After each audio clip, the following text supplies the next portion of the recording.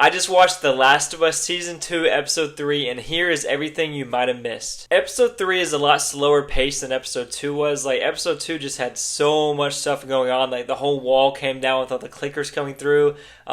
Joel died, and Ellie got knocked down. Dina was out for the count. Like, it was insane. That episode was just so action-packed, and then this one's a lot pulled back. It's just kind of, like, dealing with the effects of losing Joel and like how Ellie's dealing with this and how everybody's just dealing with this thing that happened. And it's not just Joel that is dead. Like, there's so many people that died, so it's just the aftermath of what happened in the last episode. One of the first things we see is that Joel's death is not the only death that happened that day. Like, we gotta remember, the whole wall of Jackson fell down and all the clickers came in and killed so many people. And like, Ellie is not the only one in the hospital from this either. There's a lot of other people in the hospital, so it kind of like pulls back that gravity, I think, that we had in the last episode of Joel dying, and it shows you that like they're not the only ones suffering. So yes, Ellie is in the hospital and she finally does get out, but she has to go through like a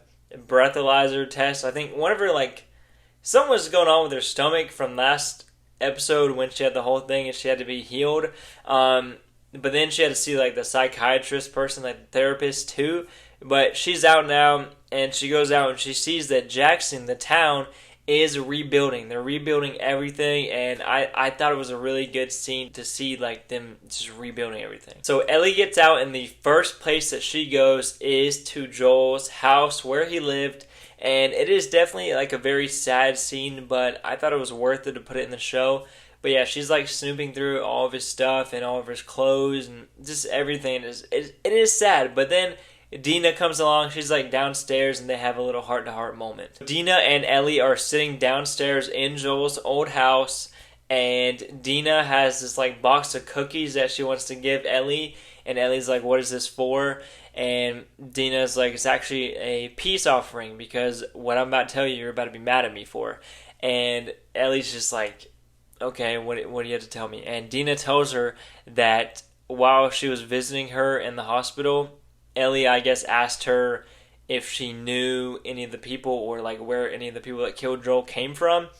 And I guess Dina told her she didn't know anything, but the real fact of the matter is that Dina did know, and she knows their names and like everything, where they're at now. And Ellie is not happy about it, but I think she is kind of happy because she knows like she's going to go on this crazy adventure to try to find these people. So, and I understand why Dina didn't tell her this, because Ellie would have gone crazy if she would have figured this out, and I agree with Dina on that. So one thing I do want to point out about Joel's house is that we see, like the first time we see it after these 2 months have passed, we see all these different assortments of like flowers and stuff to like remember Joel, and we see some flowers that are totally wilted and some new flowers. That shows us that people in Jackson really did care about Joel, that they came there to see his house right after his death, and they're still coming today. So Joel had a big influence on Jackson, so that I thought it was really cool to see. So Ellie and Dina kind of had this conversation about what they're going to do, like what they're planning,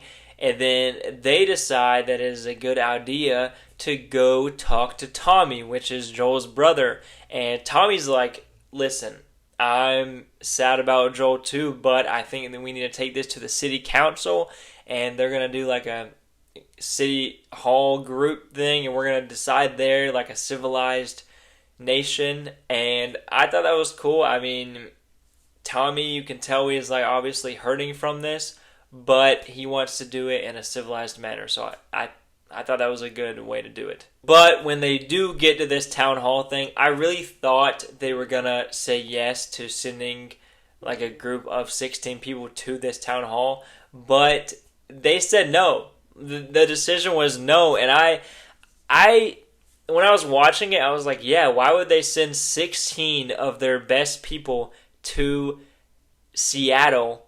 Like, why would they do that? They have no reason to do that. I was like, they should just send like their best 4, maybe, or like a group of 4 people that really want to risk their life for this. But later on in the episode, when you see what the people of Seattle are doing and how many individuals they have, I do agree that they needed 16 or more people. So yeah, the town hall people say no, like they're not sending 16 people to do this because they need to protect Jackson, and I respect that decision. But you already know Ellie and Dina are going to go anyway, so that's exactly what they do.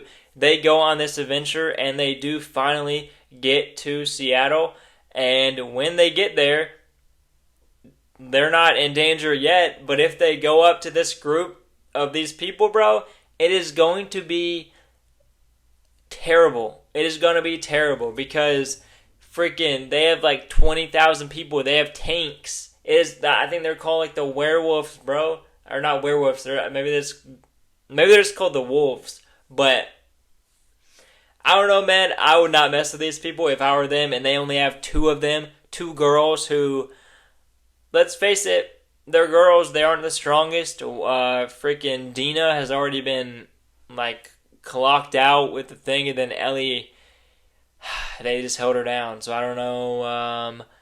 I mean, I guess she was kind of blindsided by this, but I don't think they're going to do much. I haven't played the game, but I don't think they're going to do much here. I really don't know what's going to happen. So that is pretty much it, what happened in Season 2, Episode 3 of The Last of Us. I thought it was a good episode, but it did kind of abruptly end right at the end, like right when they showed all the tanks and stuff. And I thought we were going to get to see like one action scene, but there wasn't any action in this whole entire episode, which was kind of disappointing.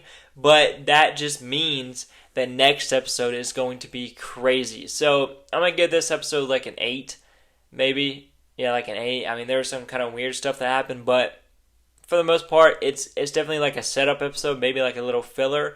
But I enjoyed it. I literally don't know what's going to happen. I think Ellie and Dina are way over their heads. I don't think it's smart what they're doing. I think they should just let bygones be bygones, because like, what? They're going to kill Abby and then what? Probably die themselves? I don't know. I haven't played the game, but and honestly, I don't think Abby's going to be that easy to kill. I think I have seen what Abby looked like in the game, and she's jacked. I know she's not jacked in this. She's like this big around in this show, but it's not looking too good for Dina and Ellie right now. That's all I got to say. But if you like this video, please like the video. Please subscribe to my channel. I think we're at like 300 now. 330 something subs. So I'm trying to get to 400, then 500, and so on. So please subscribe if you're not subscribed yet.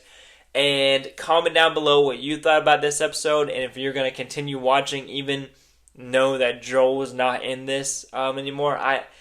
I feel like we are going to miss his presence in this. I really do. But let me know in the comments. Thank you so much for watching. I will see you next time.